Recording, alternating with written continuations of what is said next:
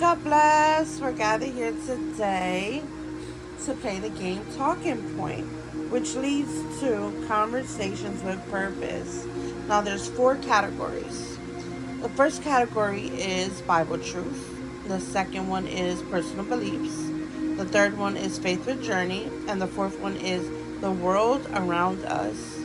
Now, I'll read the questions and then answer them.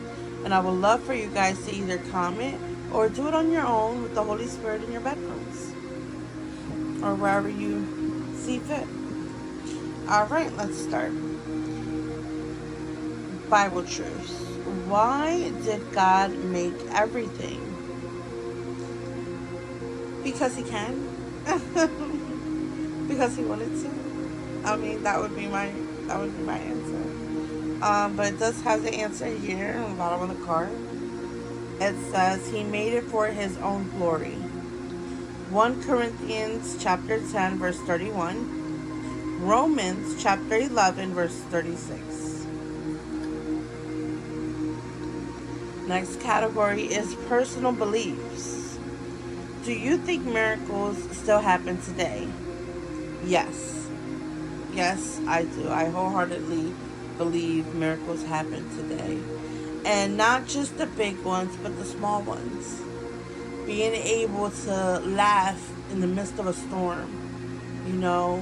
Being able to smile when you feel defeated.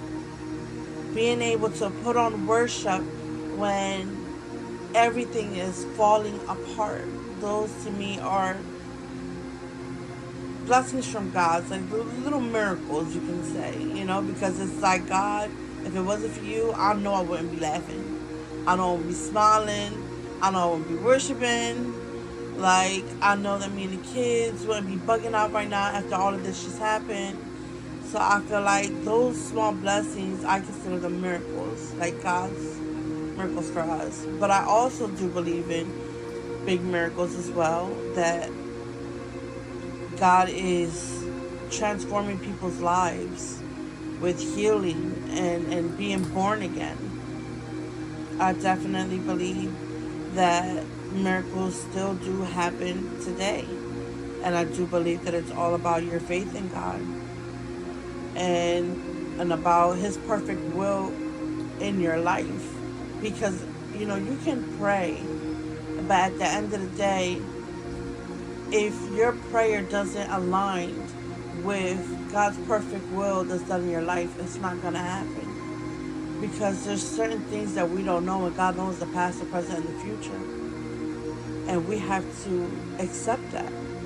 Proverbs 3:5, trust God with all our hearts, don't lean on our own understanding, and know that He knows what's best. Only He knows the trials and tribulations that we have to go through in order to build our faith in Him. Alright, that was my answer for that question. Next question is faith journey. What decisions have been most important in shaping your life today? Reading the Bible every day. Like, I made the decision, like, no matter what, 15 minutes, I would read the Bible.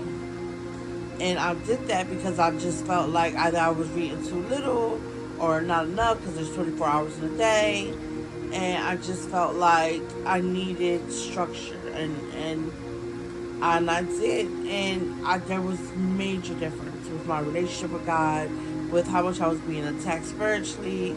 It was just night and day. It was amazing. And it still is. I make sure that I worship and read my Bible, spend time with God every day. Because I want to. I want to get to know Him. He's my Father and I love Him. And it changed my whole life. It changed everything.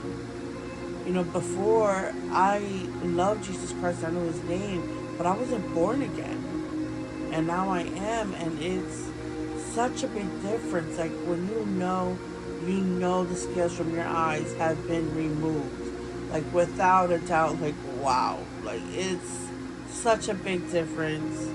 Like, you just have no idea. The smallest things that didn't bother you before, it's like so much conviction. Like, it's just like, yeah, no, absolutely not. I'm not going to do it. Like, it's like me wearing me personally, wearing a crop top, to church. It's just like, yeah, no. There are just our liberals and you can wear whatever you want.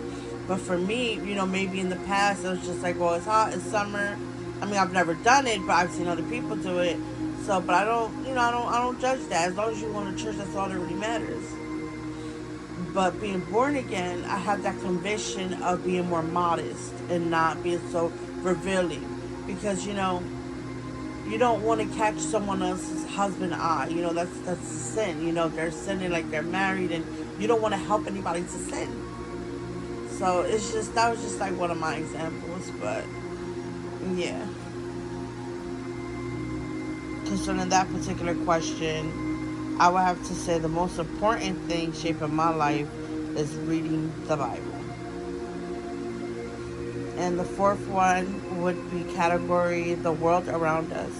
Why do you think there is so much suffering in the world? Because we let sin in.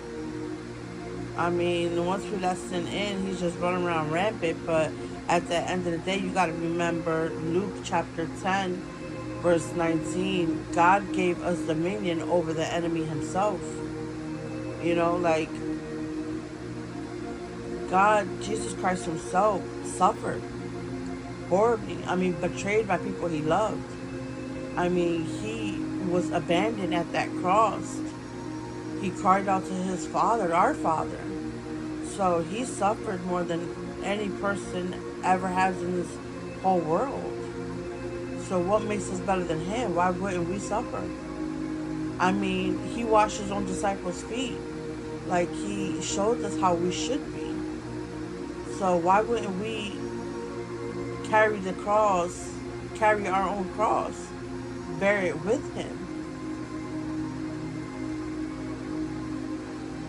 So that's my opinion. And that was it for today.